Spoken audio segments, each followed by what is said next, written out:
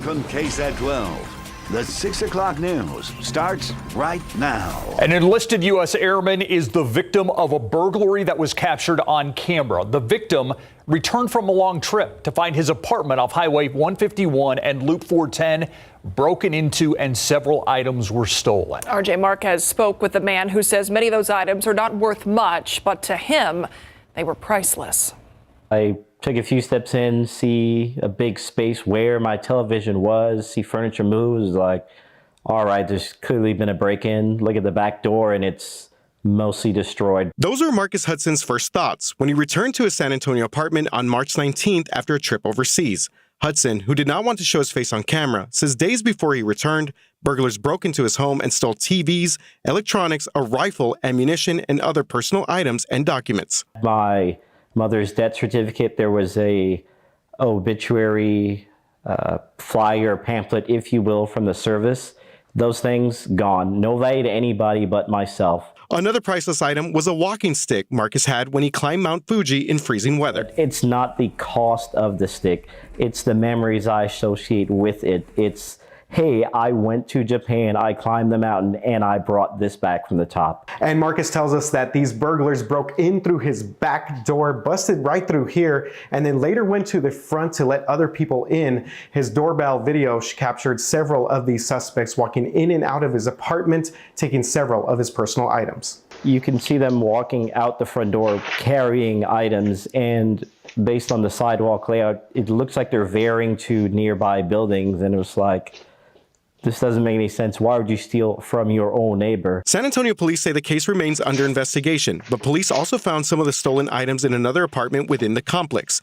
He says on top of what was stolen, some sense of security was also taken. At no point in time would I want to live near or close to people that are going to steal from you. It's like, I don't feel at home at that point. RJ Marquez, KSAT 12 News.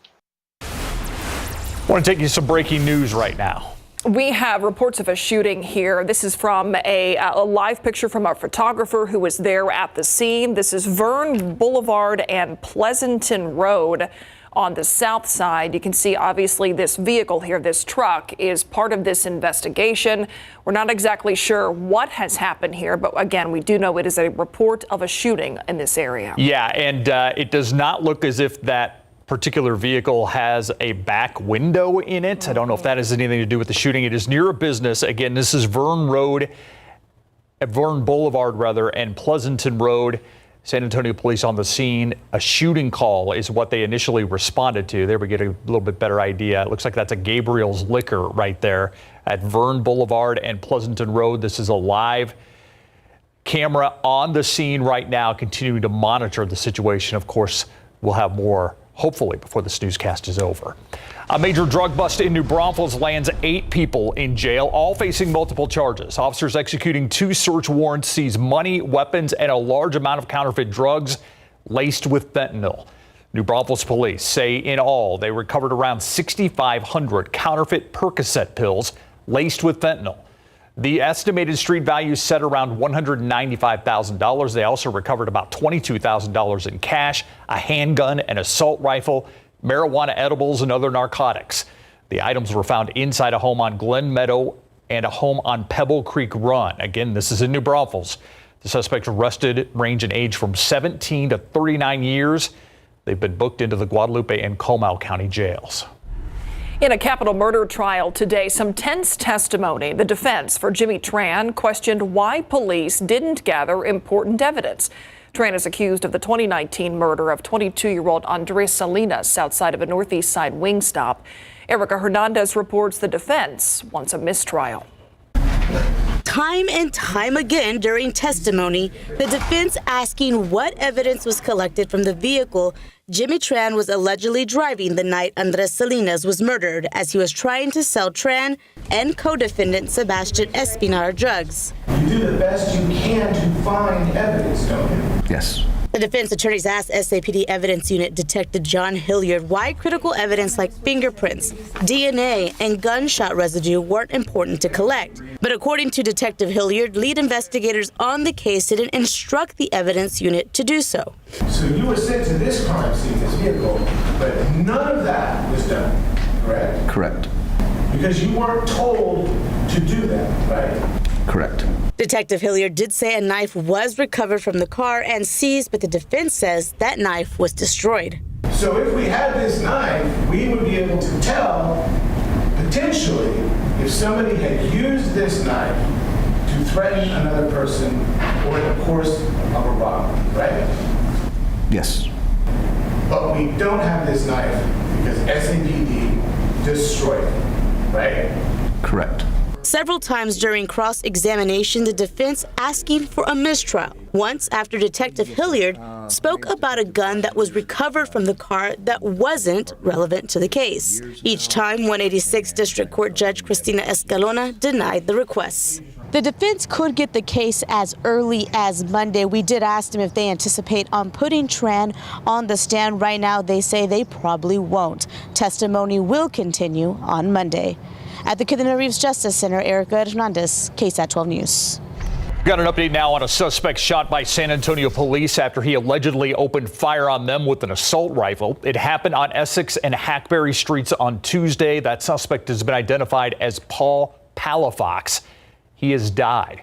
According to San Antonio police, Palafox died early this morning at BAMC.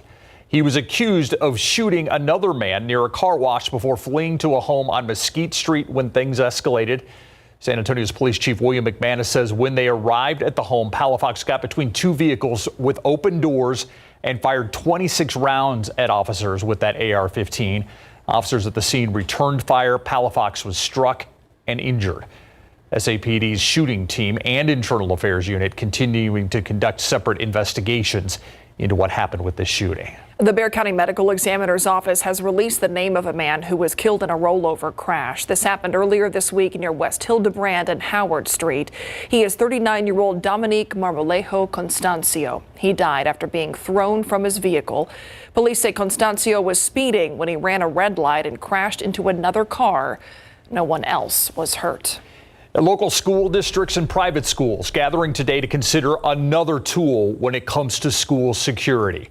This was actually quite the sales demonstration. The CEO of Armored One opening fire on his product. He says they arranged the demo of their security film and security glass last week, but he expects the Nashville school shooting on Monday, in which the shooter shot out glass doors to get into the building, affected the attendance. A lieutenant with Northside ISD's police force says the recent shooting was just a coincidence for them, and the district has consistently been looking at how it can upgrade what it has. We're looking at expanding. We have secure vestibules right now at our elementary schools, and we're merging into our middles and high schools and other facilities. And so we're trying to expand. What would be the next target of attack beyond those really secure areas? New Texas school safety standards expected to take effect later this year. They include a requirement for schools' exterior glass doors to be able to resist a forced entry. Let's take a look at traffic right now. To the northwest side, 410 at Callahan, there is a problem in this area. You can see a lot of first responders here, a vehicle on its side there. That white vehicle you're looking at, a pickup truck. It looks like it has got traffic shut down in this area. Even traffic getting onto the highway is slow going at this point. So we're going to try to find out a few more details about what happened here. Looks like now they're trying to correct that truck, get it back upright, hopefully clear that scene and get things going here at 410 and Callahan. A really busy area any time of day, but you can bet this is backing things up even more so. Absolutely. And, a lot of people getting ready to enjoy their Friday. They just want to get home. Enjoy this 87-degree weather, Adam. Yeah, it's nice. A lot of sunshine. We're well into the 80s, and there is actually a weak cold front that's moving through as we speak, but don't expect big temperature change from this front. You look at the dew points, and moisture drop or humidity drop is another sign of a cold front. And look off to the northwest. Comfort dew point of 50, Kerrville 33, Los Maples 38. You see that drier air on the dry and, somewhat cooler side of that front. That's slowly working its way through. And by later tonight, lasting through tomorrow, We're going to be on the dry side of it, and we'll have a lack of mugginess in our air. This is 9 a.m. Dew points way down around San Antonio, but this front stalls far south of town. Dimmitt, LaSalle, McMullen counties. It'll be right on the edge of it. We also have record-challenging warmth to talk about right around the corner, followed by a big temperature swing and more promising rain chances. I'll see you in a bit. All right, see you soon, Adam. Going once, going twice, 200 pieces of pig stand memorabilia will be sold to the highest bidder tomorrow morning. The auction will happen in the parking lot of the iconic diner on Broadway, and it starts at 9 a.m. The pig stand's last stand. By the way, these prized piggies and the historic photos and posters are expected to go fast. Now that the property has been bought by a major developer, Jesse DeGarriato says tomorrow's auction will be the final chapter in the pig stand's 101-year history. From out here, it doesn't look possible the pig stand will live on. But it will, in each one of its iconic piggies and other memorabilia up for auction Saturday morning. We don't know where they're going, but we hope they make them happy like they made us happy. I want them to go to people that say, oh, that's my pig stand pig. Owner Marianne Hill says these piggies serve a purpose. Every piece of pig stand memorabilia sold to the highest bidder. How would you like your egg? Will benefit pig stand's loyal employees. They're going to need some money in their pocket. They got their last check already. I am happy and honored to do something for them. The booths now filled with pig stand memorabilia were once filled with the customers Marianne Hill considered family. Hundreds of them lined up for the last day the pig stand was open. Now all that remains are memories of what was and is no longer. We had laughter and we had music on the jukebox. We even had people that would dance. That, says Hill, is what she'll always remember instead of what's to come someday. I don't want to come back to see the building tore down. None of that. Jesse Degollado, KSAT 12 News. A long history there. Straight ahead on the news at 6, a lot of us are aiming to have the so-called good cholesterol working in our bodies. But researchers say despite the good numbers, there could be a DNA mutation that's working against that. What they found next. Welcome back. I'm Stefania Jimenez, and here's what we're working on for you tonight on the Night Beat. It's really an unsettling trend. San Antonio police responding to several calls for shootings in the city this week, and in two of those incidents, officers used their weapons. Tonight, we're discussing whether this is a local, state, or even national problem. A criminal judge also explains, listen to this, why things might actually get better. Also, neighbors sounding off about that intersection just days after a deadly crash, the safety concerns they're raising, and the steps the city says it's taking to solve the problem. Those stories and so much more tonight on the Night Beat. Thank you, Stephanie. Well, while some of us may wear our hearts on our sleeves, some wear it hidden away in our DNA. That's the case when it comes to cholesterol and heart health. Ursula Perry with why your cholesterol might be good, but your genetics could be keeping a secret. 41-year-old Marcus Wright eats right, and he's been active his whole life. But at age 27, after finishing a long run, Wright felt pressure in his chest. When it didn't go away, he drove himself to the hospital. And after a quick test, even the ER doctor was shocked. He was like, dude, you're having a heart attack. And I'm like, stop playing. Because I'm literally talking to you. Like, I'm not. Because my version of a heart attack is, and he said, no, you're having a heart attack and we need to admit you. That's where cardiovascular researcher Sarah Koenig and her colleagues enter the picture. They identified a rare genetic mutation that affects how so-called good cholesterol works in the body. We did whole genome sequencing and we identified variants in the gene SCARB1. The researchers asked Wright if they could test his DNA, and he agreed. So this specific gene mutation that he has resulted in basically a non-functional good cholesterol. So even though it was there, it wasn't doing its job. Koenig and her colleagues are now screening hundreds of existing drugs to see if any of them might work as a therapy for people with the gene mutation. In the meantime, Marcus is proud of the role he's playing in the study of genes and cholesterol. My situation helps them in the future. it's all worth it. The researchers say that despite Wright's advanced disease, it is unlikely that he passed on this genetic mutation to his children, and that is a huge relief. Meantime, he has had 3 stents to keep his arteries open, and they're still there today. Ursula Perry, KSAT 12 News. All right, it is a warm one out there this afternoon. Nice to see the sunshine, but the humidity could just tap the brakes a little bit. That'd be great. It's going to.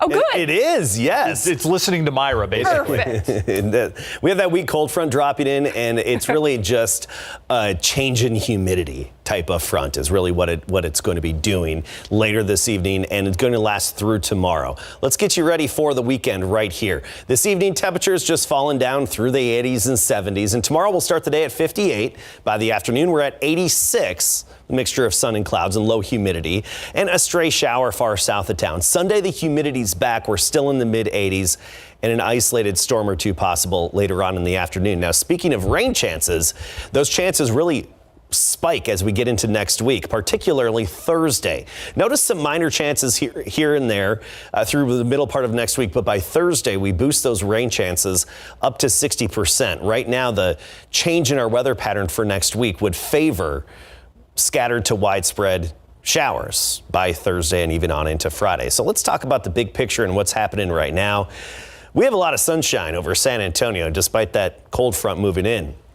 The cold front stretches all the way up through the midsection of the country, up into Iowa and Minnesota. And out ahead of that cold front, big severe weather outbreak this afternoon and into the evening for the midsection of the country, roughly up and down the Mississippi River there. And already some damage from severe thunderstorms and tornadoes in that zone. So a big severe weather threat, of course, has been ongoing today in the midsection of the country. We're a little too far south on the tail end to get into any of that activity or any moisture. What we are watching is this little upper level swirl near Los Angeles. That's our next system that's headed our way. It's mostly going to pass through North Texas on Sunday. So better rain chances and storm chances, say around Dallas, Fort Worth. Around here, we could get a little bit of energy, and that's why we have that 20% chance as we get into Sunday afternoon. But bigger changes with cooler temperatures next week would indicate better rain chances by Thursday. All right, let's talk temperatures. Today, 87 are high. That's 10 degrees above average. The record being 93 set back in 1929. Record challenging warmth right around the corner. Currently, we're at 86. The dew point Myra was talking about at 64. That's going to be dropping just in the next few hours. We'll see that dew point fall because of this weak cold front that's moving in. It's really just pushing in some drier air. Lubbock at 69, 70 degrees in Midland, 75 in Abilene. Around here, we're well into the 80s. Bandera even at 90, 90 in Uvalde, and Pleasanton 88. Tomorrow morning, we'll wake up to temperatures in the mid to upper 50s for the most part. Hondo, Sabinal 54, 58 around San Antonio, closer to 50 degrees in parts of the hill country. Kerrville, for example, at 50 and Bandera 52 tomorrow morning. So a pleasant start to Saturday, especially with that low humidity. By the afternoon, we're into the mid 80s. And that's going to be the temperature trend again for Sunday, mid 80s. But look at Monday, up to 93. Tuesday, we're up to 95. So really feeling the heat on Tuesday. And we are forecasting a record high temperature. The current record is 93 degrees. And that's been standing since the late 1800s, I believe. Anyway, long-standing record. And then look how this changes. Big temperature drop for the middle and end of next week. I mean, we could be talking high temperatures in the mid 60s to mid 70s Wednesday through Friday of next week with that next cold front, which also that pattern shift would bring the better chance of storms. So a lot on the 7-day forecast here, which is a good thing because we need rain. So it's nice to have a lot on here. Again, minimal chances the next several days. We start to ramp up those rain chances by Thursday. Still a lot of time between now and then, but we'll of course continue to tweak the forecast and keep you updated, so check back in for the latest. All right, thanks, Adam. All right, so if you want good weather at the Valero Texas Open, apparently you just have Larry be in studio. Yeah, exactly. Because you go out there and it's all like overcast and just rainy. Nasty and all that kind of stuff. And then today, better weather, better golf. The golfers probably love me for being in-house today, right, based on what Spriester has to say. So, hey, we have a new leader in the clubhouse, and it's a gentleman who has one pro victory, and In Women's History Month, our segment today will feature a very cool book coming up. Weather-wise, a much better start at the Valero Texas Open, where many of the players had to finish up their first round today. One of those guys was 2019 Texas Open champion Corey Connors. Here he is on 15, going for a birdie, and that moves him to 6 under. He finished at 8 under for round 1. Patrick Rogers started the second round at 6 under. He's at the par 3 16th, and look at this tee shot. He's able to drop it close to the pin for a bird. He birdied 5 of his last 6 holes to finish with the lead at 11 under par. Just have a, especially after winning, have a, really high comfort level with this place, and feel like I, see the shots well, and certainly know where you can miss it in certain situations, and that seemed to be helpful. Here's your round 2 leaderboard, which is still in progress. Patrick Rogers is currently on top at 11 under par, and Corey Connors is 3 back at 8 under. We close out Women's History Month with a very cool book on the legacy of women's sports at Trinity University. KSAT 12 intern Kelly Marsh has more. Really, at the time, we didn't know what we were missing, so we were just happy to be playing for a college team. We talked to former athlete Betsy Pasley about over 150 years of women's sports here at Trinity University. And from 1972 really to about 1992, there was almost no records of what women did, what their win-loss records were, and so we just kind of started out just trying to pull together information about that period, and that really turned into a book. The book, From the Sidelines to the Headlines, was published just this year. Betsy hits on the challenges and impacts before and after Title IX. I'd never had a chance to participate in any official school sport until I got to Trinity. So to be able to walk onto a softball team when I'd always looked on with envy to see the little league boys play near my neighborhood back in Houston, to walk onto a softball team with Libby Johnson and these other players was just kind of a dream come true. Betsy speaks on plenty of San Antonio connections, such as Libby Johnson, who she says is a huge reason for their success. And literally weeks after Title IX is signed in August of 1972, she starts here at Trinity. She spends her next 8 years here and really sets the foundation for women's sports at Trinity. The research process for this book was extensive, but tracking down people led to reminiscing on the good old days. So everybody was really excited to talk about those days, and to a person, none of us resented that we didn't have the opportunities women have today. Almost every single one of us was just so happy to be playing sports for a college team. Having this book in the eyes of the public is a huge achievement, one that Trinity University and San Antonio will be lucky to have written down. I'm hoping that it's the younger people who pick up this book that I'm really excited about. A lot of us will look back and have fun memories, but I just hope y'all can learn from it and stay vigilant. You can pick up your very own book on April 15th at the San Antonio Book Festival and even get it signed. Kelly Marsh, KSAT 12 News. Thank you, Kelly. You can have the chance to meet Betsy at the San Antonio Book Festival. She'll be one of the festival's featured authors. The book festival will take place April 15th from 9 a.m. until 5 p.m. at Central Library and UTSA Southwest Campus. For more information, head to KSAT.com. Betsy is a wealth of knowledge. She is. Yeah. I know her, so I can say she's a wealth of knowledge. All right, thank you, Larry. After the break, the nation and the world watching for what will happen next following yesterday's historic indictment of former President Donald Trump. We're going to break down the possibilities with a political expert and analyst in today's KSAT Q&A. It's coming up next. A lot of questions yet to be answered, and a lot of people, an entire country, looking for those answers after the indictment yesterday of former President Donald Trump. So we're going to talk about that and break down where we may go from here in the coming days with John Taylor. He is the chair of political science and geography at UTSA, a political analyst that we lean on quite often in this KSAT Q&A. So thanks for being here. First things first, this indictment comes down yesterday. It's the first of what could be more. An interesting set of charges, but we don't know the specifics. So your reaction to what happened yesterday? My reaction was, why did it have to happen right before 5 o'clock when I'm leaving work? But we won't go on that part. Us too, John. Yeah. My reaction was, I'm not totally surprised, but at the same time, a little surprised, because there were kind of rumors yesterday saying, well, maybe they're not going to indict, and saying something about going off for a month and such like that. Boom, they indict it. The real question is, what are we going to hear in these charges? Now, officially, Trump won't be told the charges until Tuesday when he's arraigned.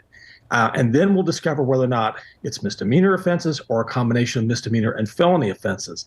There's suggestions that are out there that, based on some of the people that Bragg, the district attorney, brought back, specifically Karen McDougal, who also apparently got paid off, as well as the publisher of the National Enquirer, there might be a greater number of issues here that are actually felony offenses because they relate to conspiracy and covering up a crime, which is part of what happens in New York. New York actually has a law where you do this for one person, it's actually a misdemeanor offense. Do it for more, and you're engaged in some sort of behind the scenes hide a crime, that ends up being a felony. Because that's the thing, John. I mean, CNN is reporting there are more than 30 counts in this indictment.